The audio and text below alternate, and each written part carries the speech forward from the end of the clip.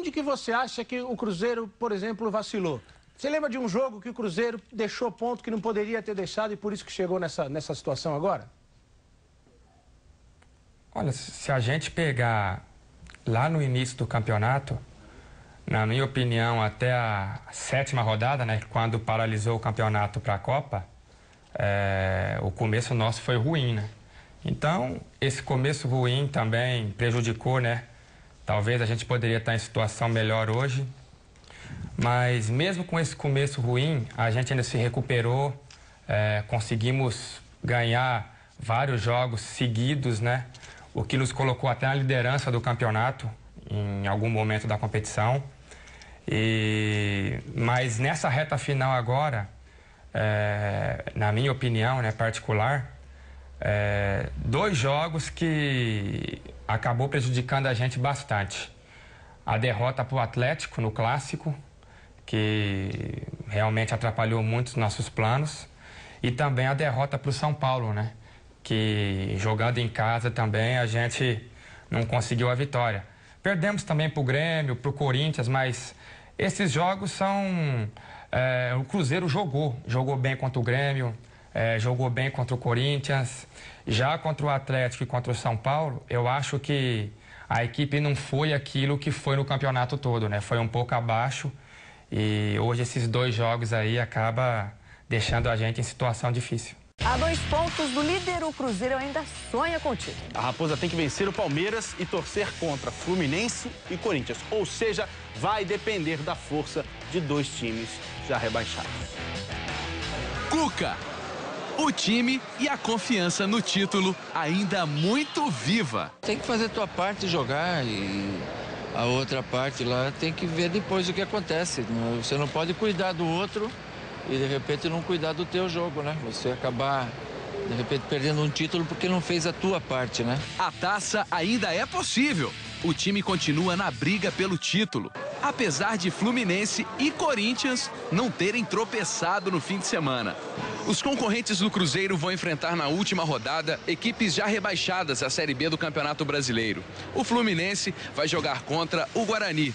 Já o Corinthians terá pela frente o Goiás. Goiás e Guarani, que são times, na minha opinião, grandes, eles podem salvar a honra, o brilho de um campeonato inteiro. O Cruzeiro confirmou no Rio a melhor campanha como visitante neste Brasileirão. 2-1 de virada sobre o Flamengo, foi a 9ª vitória fora de casa. O único objetivo da gente era a vitória. E fomos em busca dela, claro, com dificuldade, mas superamos tudo e conseguimos vencer.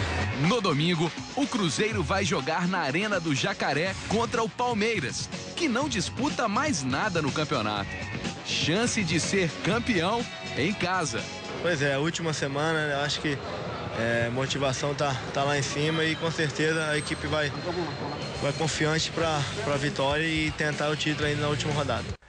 Independentemente dessa enquete famosa, se já viu, se já participou de mala branca ou não. Agora, considerando que uma equipe pode receber um incentivo para correr mais, mas existe uma limitação técnica natural, como é que você acha que é o peso? Que peso uma possível mala branca que Goiás ou que Guarani podem receber, podem mudar de fato um resultado de jogo contra o Fluminense que vai jogar no Rio de Janeiro, e contra vocês que também jogam pelo título? Que peso, de fato, o incentivo pode ter, financeiro ou não, enfim, para mudar o resultado de uma partida no momento de decisão do campeonato?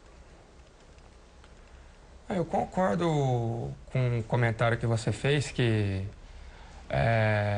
por mais que exista isso, mala branca, se os clubes mandam para outro clube para fazer um resultado, né?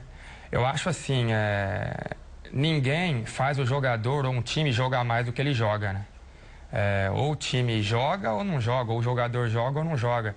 Não é dinheiro, não é qualquer outra coisa que oferecer que vai fazer o jogador jogar mais do que ele pode. Tem um limite. Exatamente. Mas como o Guarani e o Goiás já estão rebaixados, né? Eu prefiro nem pensar, para falar a verdade, né? Às vezes, muito se fala nisso, né? De mala branca. Comigo, particularmente, nos times que eu joguei, eu nunca recebi mala branca e também não lembro de alguém mandar mala branca para outros times para conseguir um resultado. Mas, para te ser sincero, eu acho que existe sim, eu acho que isso existe. E por mais que algumas pessoas que sabem, falam que não existe, na minha opinião particular, eu acho que existe sim. Mas, independente de mala branca, de qualquer outro tipo de incentivo, eu prefiro pensar só no nosso trabalho, né? A gente tem que vencer o Palmeiras. Então, vamos procurar fazer nosso jogo, vencer a partida e o que tiver que ser, vai ser. Se o título for para ficar com o Fluminense, vai ficar. Se for ficar com o Corinthians, também. E se for para ficar com o Cruzeiro, vai ficar também. Eu acho que cada um tem que fazer a sua e seja feita a vontade de Deus. Esporte de volta para falar aqui da outra situação da tabela lá embaixo. Ó. O Flamengo está aqui em 15º lugar, muito pertinho, Atlético Goianiense e Vitória, mas não se preocupe, rubro-negro, o Flamengo não vai mais cair. Daqui a pouco a gente explica. Vamos ver como o Flamengo ontem perdeu mais uma para o Cruzeiro. Eu só quero ser feliz.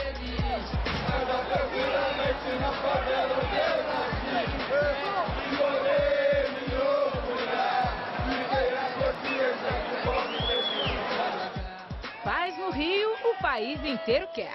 Fugir do rebaixamento queriam os rubro-negros de todo o Brasil. Já o Cruzeiro precisava vencer para continuar na briga pelo título. Só que a bola estava meio... Como é que é, Thiago? O campo, a bola fica muito viva, né? Vivinha nos pés de Diego Maurício, 1-0. O Flamengo sai na frente com o garoto, Diego Maurício.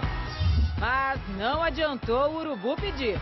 Também quem mandou fazer essa falta, hein? O Roger foi lá e... Roger, no capricho, tocou na barreira. Gol! O cruzeirense avisou que seriam 2 gols, olha aí. E depois da jogada espetacular do craque Montijo, Thiago Ribeiro, com a bola viva e tudo, virou. Cruzamento, Thiago, olha o gol! Gol!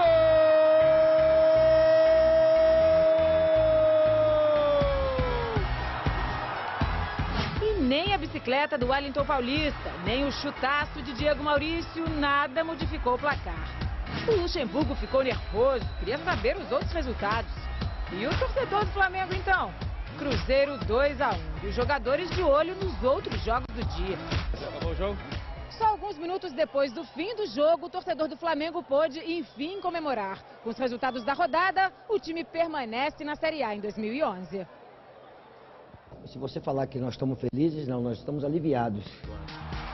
O torcedor também. Campeão brasileiro no ano passado e agora comemorando a permanência na Série A, né, Júnior? Mas lembrando o seguinte, que pela incompetência dos adversários. Das outras vezes o Flamengo sempre se salvou vencendo os seus jogos. Dessa vez foi diferente. É legal até a gente ver aqui que o Flamengo não cai mais, porque Vitória e Atlético Goianiense vão se enfrentar na próxima rodada. Então qualquer resultado aí, os dois não tem como passar o Flamengo ao mesmo tempo, por isso ele não cai mais. A decisão do Campeonato Brasileiro de Futebol ficou para a última rodada no próximo domingo. Cruzeiro e Corinthians ainda têm chances, mas a vantagem é do Fluminense. Foi um domingo de festa para a torcida do Fluminense, especialmente dos mais jovens, à espera de um título para eles inédito. Cara, depois de 26 anos, tem que ser, né? Quando o Fluminense conquistou o Brasileirão de 1984, Tartá não era nascido. Criado no clube, 21 anos, saiu do banco de reservas para fazer o gol da vitória sobre o Palmeiras. Tô começando a acreditar que sou mais do que um abençoado, né? Sentimento oposto ao de outro jogador formado nas divisões de base. Ontem, alguns palmeirenses comemoraram os gols do Fluminense, porque o resultado era ruim para o rival Corinthians. O clube pode ser punido pelos copos d'água atirados pela própria torcida do Palmeiras no goleiro Deola, um dos melhores em campo.